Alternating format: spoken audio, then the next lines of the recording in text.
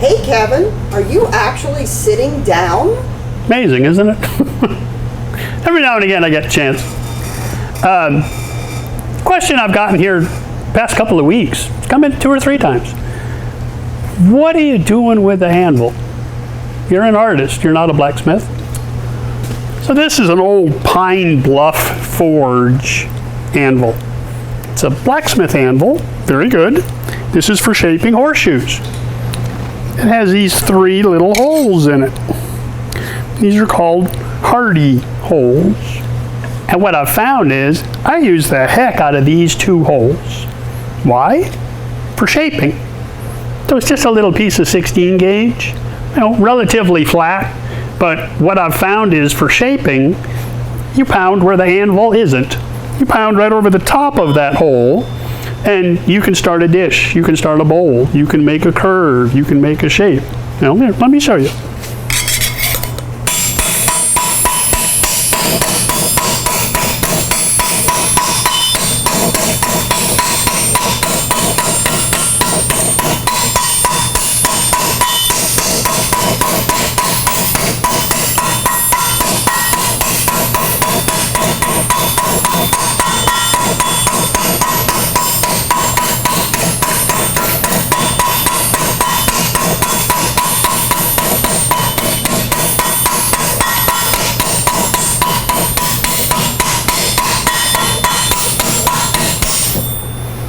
And just from pounding on that hole, you can see, not only is it curving this way, but it's starting to curve that way at the same time.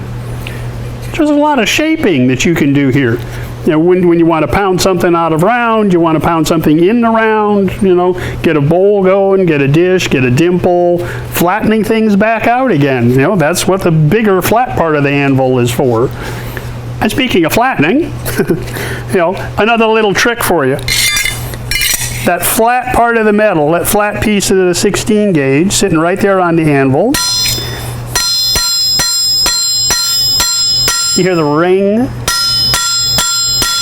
That's the anvil ringing. It's because the flat part of the metal is right flat against the face of the anvil, so all the force from the hammer is getting transferred to the anvil itself. Now, listen to it again on this curved part that I just made. Now listen to it. There's no ring.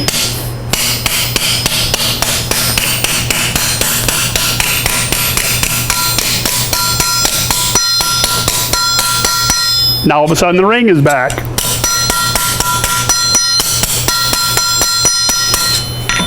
And now it's straight. Now it's flat again. So take all that little curve out that I put there, just come over, and you don't have to wail on it. You don't have to beat the bejesus out of it. Choke up on the hammer, let the weight of the hammer do the work.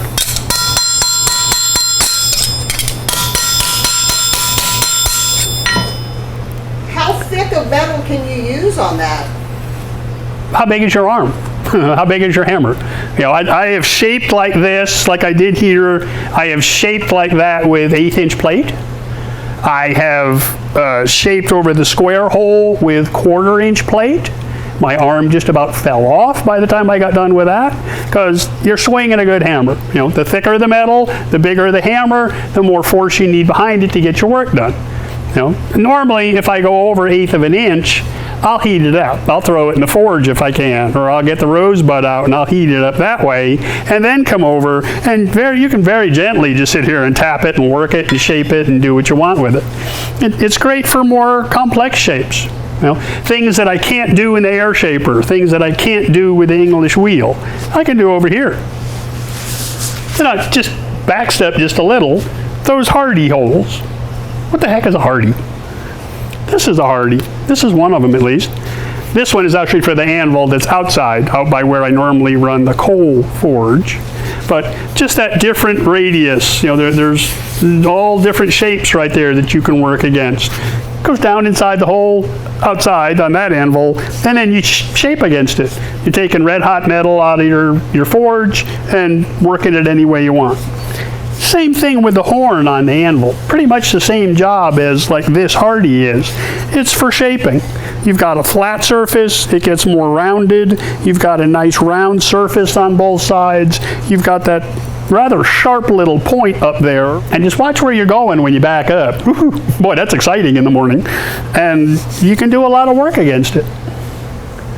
And now the stand, I made that to go with it. You know, the anvil itself is about 150 pounds or so, but piece of 1/2-inch plate, and then that 1/4-inch wall square tubing with a big harrow dish underneath it to hold it, you know, keep everything stable. The square tubing is full of sand. That'll help, you know, helps to deaden some of the noise down, and also give it a little more weight, help keep it good and stable, good and steady. And then I put all these little hooks on here for my hammers and my pliers, and then, you know, more hammers in the back, and my tongs for when I'm playing in the forge, you know, for holding hot metal. Yeah, it's really, really old school, but I use the heck out of it. You know, if you get the chance to pick up an anvil, you should. You know, pick one up. You'll find all kinds of uses for the darn thing. And when it's been a really, really bad day, you can always get that piece of 1/2-inch plate over there and just set it up here and just wail on it with a hammer, just for the fun of it. Well, I'm going to get back to work. You guys are going to click on that subscribe button for me and come out and check me out on Facebook. We'll see you next time.